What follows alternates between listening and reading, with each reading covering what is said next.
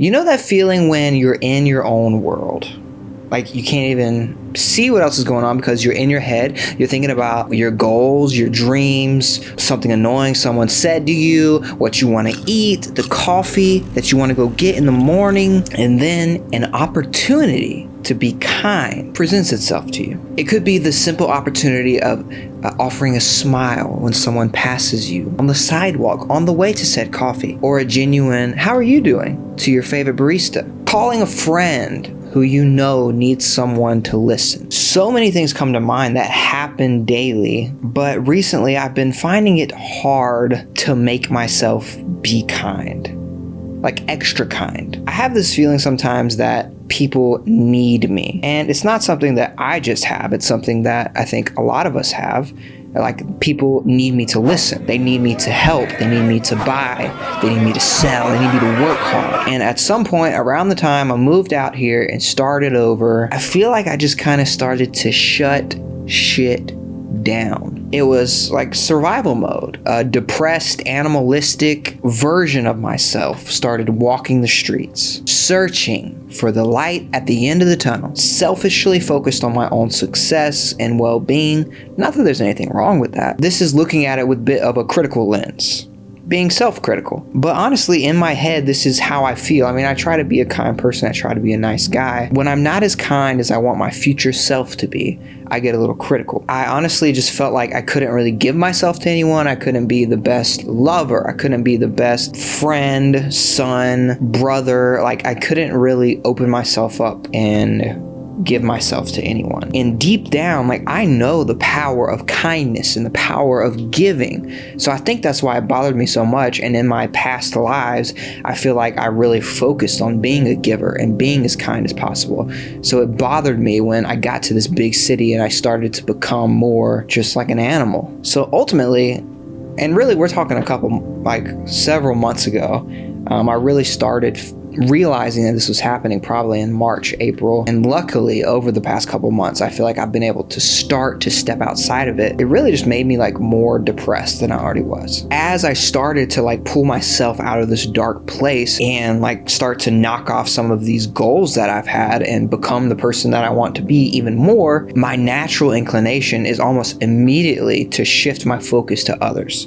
As soon as I'm able to help myself, I teach, I want to be more kind, I want to give away stuff for free. Yeah, I just want to help. For some people, I think it's the opposite. You maybe are like a helper by nature. I feel like my sister is like this. Like, she will just help you no matter what, even if it is a detriment to herself. She's like the first person there on the scene to help, where I am always like, let me make sure like I'm good first, and then we'll move forward and see who we can help without endangering myself. Sounds kind of fucked up, but it's true. So it's been a year since we moved to Los Angeles, and I'm starting to feel like I'm falling into like a mini community. I haven't really made a ton of friends out there, but they're starting to be, we have like coffee shop friends. I'm in this acting class, and I feel like there's some super amazing people in this acting class. There's people that we're starting to, Knocklin and I both starting to hang out with.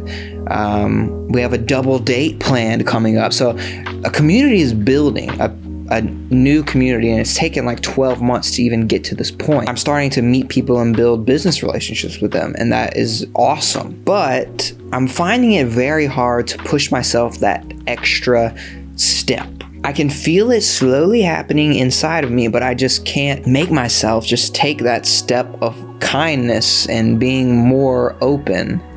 I'm struggling with it. Actually noticing these kindness opportunities is way different than actually taking advantage of them and using them and doing the things that you think. It's not enough for me to just be like, I should have been nice to that person. I mean, I want to be like, yo, let me help you with that. Yo, what's going on? Oh, I really like that you did this. The easiest excuse, I don't feel like it. I've got too many things to think about. Way too many.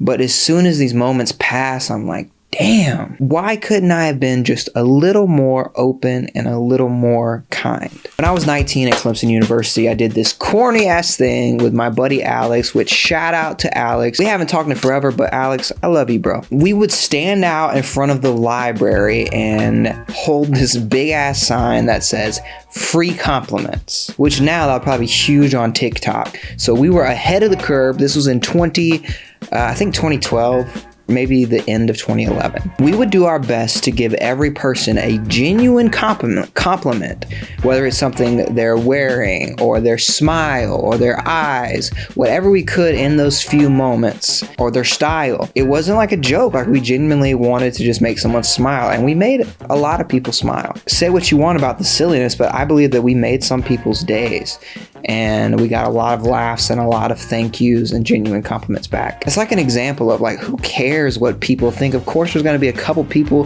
who maybe are like, oh, you're just, asking for attention, or you're just how could you give someone a genuine compliment so fast? And those are the things that I think hold us back from being kind. Like, oh, this person might think I'm weird, or, oh, I don't have enough time, blah, blah, blah. But really, that stuff doesn't matter. Over the next, like, after Clemson, it was like over the next 10 years, which has been exactly 10 years, I've had so many ups and downs. I've lost and gained hope, friends, family, love, everything in between. And something truly has dulled since then, like a fire that I had dimmed. And I wonder how I can get back to that no fucks given kindness. I wonder if the world killed it off in me. I wonder, is it like, am I like embarrassed now? Or do I just not feel like putting in that effort because maybe I've been hurt, or people don't appreciate it, or maybe I felt like I'm wasting time? I think ultimately, I just think that sucks. Like, I don't want to be like that. I don't want to live like that. Literally, as I was writing this script, a young lady at the coffee shop that I was writing at walked in, huge positive energy, started 2 conversations while she was just ordering her coffee. She seemed incredibly nice. She didn't seem crazy. She seemed like, wow, this girl's like super nice. I heard her give a random lady a compliment on the way she looks and sounded super excited, super genuine. Like, wow, I love your outfit. You look gorgeous. What's funny is my first instinct was, oh God, I hope that she does not talk to me. I'm busy. I'm doing my thing. Please don't try to give me some whack-ass compliment, lady. Don't try to start a conversation with me. God forbid. Introvert thoughts? Yeah, a little bit. But I think I can be way more open to receiving kindness as well. Just like I can be way more open to giving it. I find it very interesting that the 2 books that I've been reading, one that I've completed in the past few weeks, dance around these topics. 3 topics, really. Vulnerability, kindness, and giving. These 2 books are The Go-Giver and Daring Greatly. They both have these themes of the importance of connection. And I feel like my 2 fields of expertise, being an artist, being an entrepreneur, sometimes thrive off of this I can do it alone mindset. I don't need anyone else. I just need to fucking hustle and grind, my dog. Our society has almost given this supreme pride in being able to do it alone. Like, that makes you hard. That makes you the ultimate entrepreneur in a way. The hustler. In theory, it's cool, I guess, props to you, but I think in reality, it's not as cool. It's not cool to be alone. It's not cool to have people that you love, listen, support around you, to not have those people around you. Without connections and relationships, I mean, what are we? When I make it, I want people to celebrate with. I want to have conversations that stimulate my mind, push my thought boundaries. I can't do that alone. I can't. Smart as I think I am, as cool as I think I am, can't do it alone.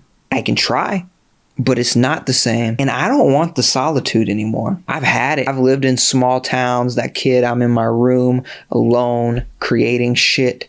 I don't want to do that anymore. I want to create, build, with a community of people, a family. I mean, really, the pandemic gave us enough solitude. Now I want that community. I want to help, give, and be kind. I know the world hasn't killed it all off in me yet. I wouldn't be feeling these things if it had, but I just know the life I'm living now is not enough in that department. I'm not being kind enough. So I guess I'm making these videos. I'm challenging myself, and I guess you.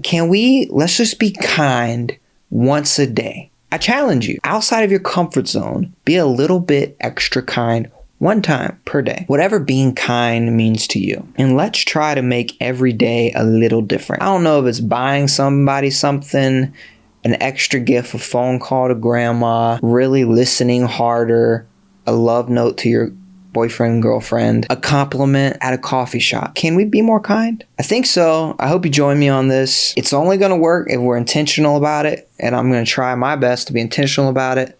Let me know in the comments what you think. If you did something extra kind because of this video, let me know that too. Let's just start with 7 days. I think it'll affect us more than we realize. My name is Cole Connor. I'm an artist and entrepreneur. Thank y'all for taking the time to watch, listen.